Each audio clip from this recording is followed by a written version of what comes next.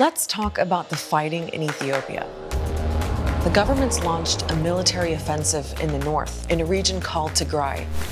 The conflict could turn into a civil war. Thousands of refugees have crossed into Sudan. The death toll is bound to rise. At the center of it all is Ethiopia's prime minister, a Nobel Peace Prize winner. War is the epitome of fail for all involved. He would know. Abiy used to be a soldier who now has another fight on his hands. So how did the fighting start? And what is this conflict really about?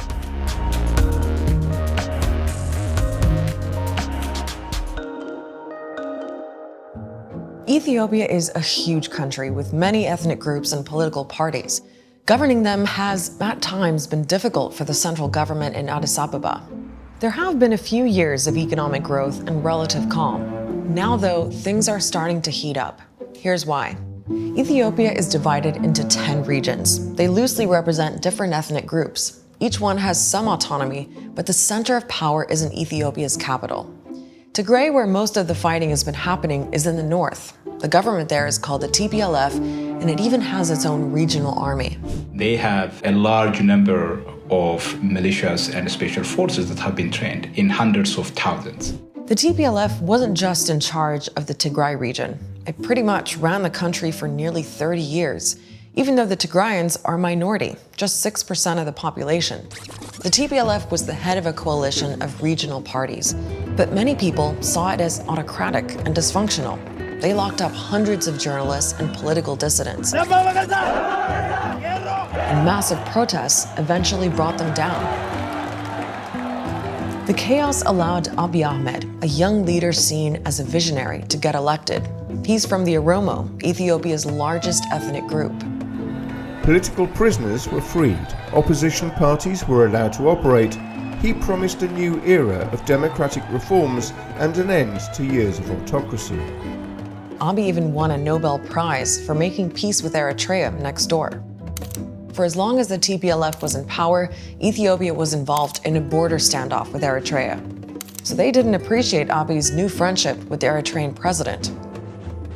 The Tigrays have got a long history of animosity with not just Isaias Afwerki, the president of Eritrea, but Eritrea as a whole. So here's Prime Minister Abiy with the Nobel Prize and all these ambitious ideas about how to keep the peace in Ethiopia and modernize the economy. Part of his plan was to disband the old governing coalition and unify the country under a new prosperity party. But some, including the TPLF, saw that as taking power from the regions. They also saw it as a power grab by Abiy. The TPLF pulled out completely, and they're accused of doing all kinds of things to sabotage Abiy's success. They saw him as undermining the coalition, sidelining it, also moving very hard against the TPLF itself. Abiy Ahmed removed members of the TPLF from top positions. Many were arrested and prosecuted for corruption and abuse of power. So Abiy Ahmed, who at 44 is Africa's youngest leader, made a lot of enemies really quick. 2 years ago, someone even tried to assassinate him. Ethiopia has become proud.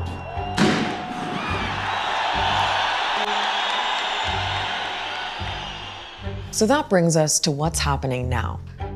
Back in March, Abiy's government postponed elections because of the pandemic. But in September, the TPLF held one anyway.